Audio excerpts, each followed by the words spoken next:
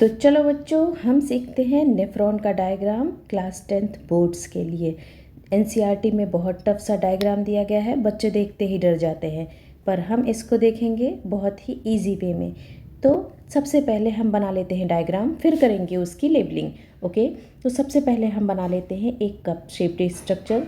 ये है हमारा कप शेप्ड स्ट्रक्चर। जैसे जैसे मैं बनाती जा रही हूँ बस वैसे वैसे ही आपको बनाना है, ठीक है? ध्यान से देखेंगे, ठीक है बेटा?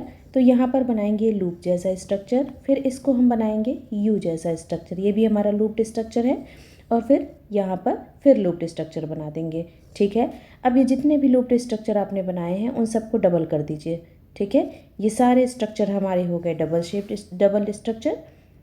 ये हो गया हमारा डबल लूप्ड स्ट्रक्चर, ठीक है? ये हमारा डबल लूप्ड स्ट्रक्चर। अब यहाँ पर कुछ ब्रांच बना देंगे, जैसे ट्री की स्टेम होती है बिल्कुल वैसा ही हमें बना देना है। बस कुछ सोचना नहीं है, बस आपको ऐसे ही बनाते चले जाना है, ठीक है? ओके, ये हो गए हमारे ब्रांच स्ट्रक्चर। चलिए ठीक है, अब इसके अंदर हम बना देते हैं कुछ सर्कुलर स्ट्रक्चर जो हमने बनाया था कप शेप्ड स्ट्रक्चर को। ये हमारे हो गए सर्कुलर स्ट्रक्चर, ठीक है? अब बनाते हैं अगेन, ये हमारी हो गई 2 ट्यूब्स हो गई। सारी लेबलिंग हम पढ़ेंगे। सबसे पहले ये हमारी लेबलिंग स्ट्रक्चर हो गई। अब इस लेबलिंग स्ट्रक्चर के बाद ये जो रेड वाली हमने बनाई है इसको यहाँ से ले जाएंगे और जस्ट इसको ऐसे किया और इस लूप को यहाँ तक ले आएंगे, ठीक है? अब जैसे येलो को किया था वैसे ही हम रेड को भी कर देंगे डबल स्ट्रक्चर, ठीक है बच्चे? ये हो गया हमारा डबल लूप स्ट्रक्चर, ये इससे अटैच हो गए, ठीक? अब हम बना देते हैं ये कुछ दूसरे लूप स्ट्रक्चर हैं। पहले हम पढ़ लेंगे कि ये क्या चीज़ है, ठीक है? ये डबल स्ट्रक्चर हो गए हमारे इसके, ठीक है? अब इसको इससे अटैच करा देते हैं, ठीक है? ये रेड से हमने इसको मैच करा दिया।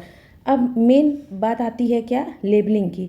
तो लेबलिंग करने के लिए हम शुरू करते हैं बेटा, बहुत ही इजी वे में हम समझ जाएंगे। जैसे इसको देखते हैं, ये है क्या है हमारा बाउल में कैप्सूल, ठीक है? हमारा बाउल में कैप्सूल, तो इसको हम कहेंगे बाउमैन्स कैप्सूल, बाउमैन्स कैप्सूल। ओके, अब ये जो सर्कुलर स्ट्रक्चर हैं गोल गोल स्ट्रक्चर हैं। गोल गोल स्ट्रक्चर हमारे क्या हो गए, ग्लोमेरुलस। गोल गोल स्ट्रक्चर क्या हो गए बच्चे, ग्लोमेरुलस, ठीक? अब ये आती है ट्यूब वाले स्ट्रक्चर पे, जो कि हम पढ़ रहे हैं नेफ्रॉन का स्ट्रक्चर। तो नेफ्रॉन का ट्यूब है तो हम क्या कहेंगे, नेफ्रॉन का ट्यूब मतलब tubular part of nephron. Nephron का tube that is tubular part of nephron, ठीक है? अब जितनी भी चीज़ फिल्टर हुई है, यूरिन जो फिल्टर हुई है वो आ गई है इस डक्ट में। तो इस डक्ट में जो चीज़ आई तो आके कलेक्ट हो गई, तो हम इसको क्या कहेंगे, कलेक्टिंग डक्ट। ओके, अब ये जो हमारी रेड कलर की हैं ये दोनों ही, इनको क्या कहते हैं बेटा, इन्हें बोलते हैं हम रीनल आर्टरी।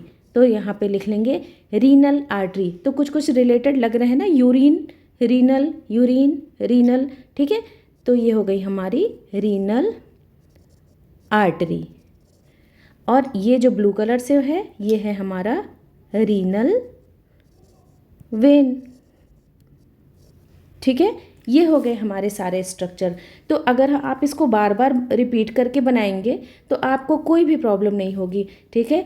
और इसकी और डिटेल चाहिए वीडियोस कि ये रीनल आर्टरी कहाँ से आई, रीनल वेन कहाँ से आई, ये कैपिलरीज आपस में जॉइन क्यों हैं, ये कहाँ से कौन सी चीज़ फिल्टर हो रही है, तो इसके लिए आप कमेंट सेक्शन में जाकर वहाँ पे लिख दीजिएगा नेफ्रॉन, तो मैं इसकी डिटेल वीडियो बना दूँगी।